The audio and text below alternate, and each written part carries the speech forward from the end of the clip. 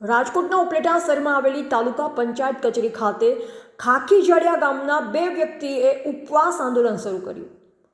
ગામમાં ગેરકાયદેસર ગોડાઉનની સ્થાનિકોને તકલીફો પડી રહી હોવાની કરાઈ રહી છે રાવ।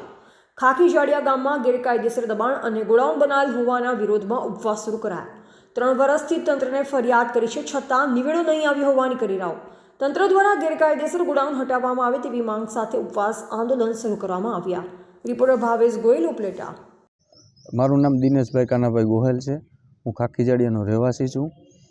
મારા ઘરની સામે રહેણાંક વિસ્તારમાં ગોડાઉન બનાવેલું છે, જે ગોડાઉન કોમર્શિયલ છે।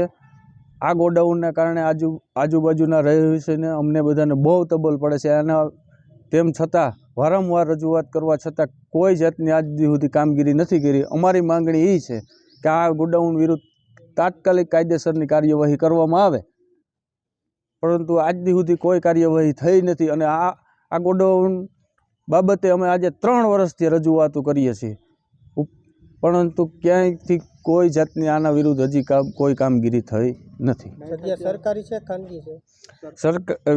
જગ્યા ગ્રામ પંચાયતની ગામ તળ છે।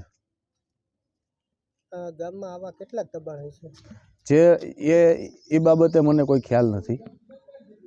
આ જગ્યા બાબતે વાદ વિવાદ થાય છે તો અન્ય લોકોની ફરિયાદ છે?